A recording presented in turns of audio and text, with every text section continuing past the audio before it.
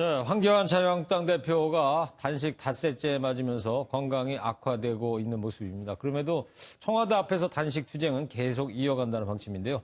전재현 기자와 뉴스 추적하도록 하겠습니다. 전 기자, 황교안 대표 건강 상태가 많이 안 좋아진 건가요? 네, 그렇습니다. 정확히는 어제 저녁부터 건강 상태가 급격히 나빠졌습니다. 청와대 앞에서 꼿꼿하게 앉아 단식 투쟁을 이어오던 황 대표가 단식 나흘 만에 몸져 누웠는데요. 지난 20일 단식을 시작하면서 황 대표는 낮에는 청와대, 밤에는 국회를 오가며 투쟁을 해왔는데요. 네. 지난 금요일 지소미아가 조건부 연장되면서 문 대통령까지 나서 단식을 만료했지만 황 대표는 아예 청와대 앞에서 철야 농성을 지금까지 이어오고 있습니다. 네. 보면 청와대 앞이라 텐트 못 치게 돼 있는 걸로 알고 있는데요. 비닐 텐트 같은 게 쳐 있네요?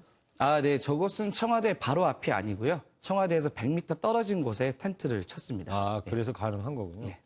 그리고 이제 기존의 단식 투쟁 양상하고 좀 다르게 급속도로 황 대표 건강 상태가 좀 안 좋아졌는데 왜 그럴까요?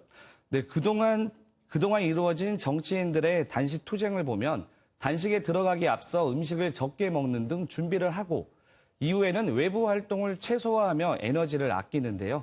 황 대표의 경우는 전격적으로 단식을 결심한 데다 특히 추운 날씨에 야외에서 오랜 시간을 보내다 보니 체력이 급격하게 떨어진 것으로 보입니다. 참모들이 건강 상태를 우려해 국회 농성장으로 이동할 것을 여러 차례 말했지만 황 대표의 의지가 워낙 확고해 말릴 수도 없는 상황이라고 합니다. 네. 그리고 민경욱 자유한국당 의원이 경찰이 황 대표의 침낭을 빼앗으려 했다 이런 얘기는 뭐예요? 네, 민경욱 의원이 오늘 오전 페이스북에 올린 글입니다.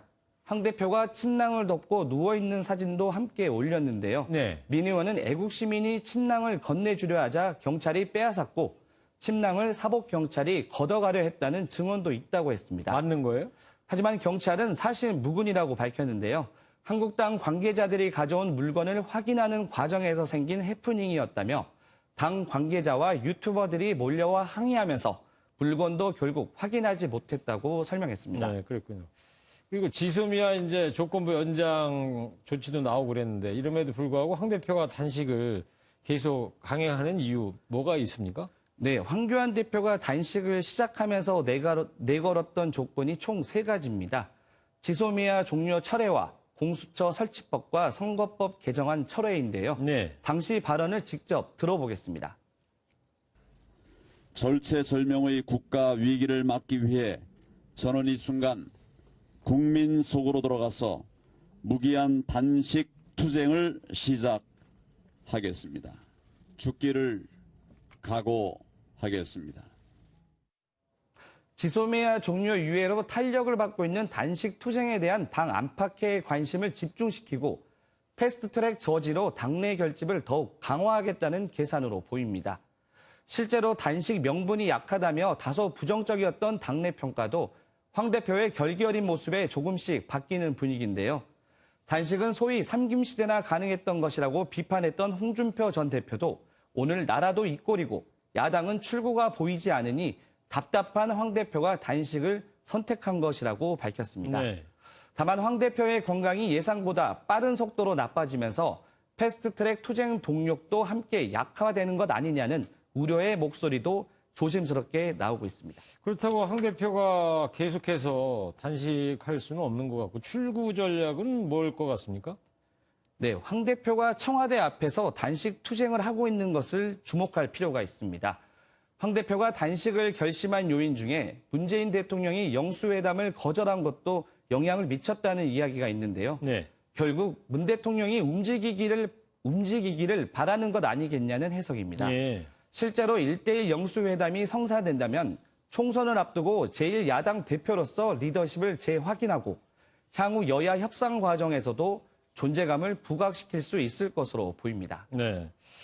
그리고 마지막으로요. 내년 총선 앞두고 신생 정당들이 급증했다는 보도가 오늘 나오고 있던데 허경영 씨도 신당을 만들었다고 그래요? 무슨 내용입니까? 네, 그렇습니다. 조금 전 패스트트랙 이야기도 했지만 선거법이 개정되면 연동형 비례대표제로 군소정당이 큰 혜택을 볼 것이란 관측이 나오고 있습니다. 그렇죠.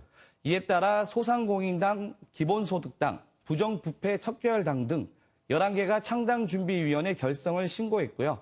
현재 등록된 정당만 모두 34개에 달한다고 합니다. 34개요? 네, 그렇습니다. 여기에 17대 대선 후보로 출마했던 허경영 씨가 만든 국가혁명배당금당이라는 신당도 들어있습니다. 국가혁명배당금당? 네, 입에 잘 안 붙는데요. 네. 네. 국민배당금 지급과 가계부채 탕감 등을 전면에 내세우고 있는데요.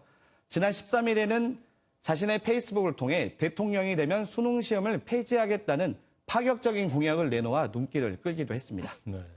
허경영 씨 당에서 앞으로 화제의 공약들을 많이 내놓을 것 같습니다. 네. 자, 지소미아가 조건부 연장됐지만요. 한일 관계 여전히 싸늘합니다. 여기에 북한, 미국 문제까지 어느 것 하나 녹록지 않습니다. 여야 정치권이 합심해도 풀어나가기 어려운 숙제인데요. 하루라도 빨리 단식 투쟁 끝내고 여야 정치권 힘을 모았으면 합니다. 지금까지 정치부 전재인 기자였습니다.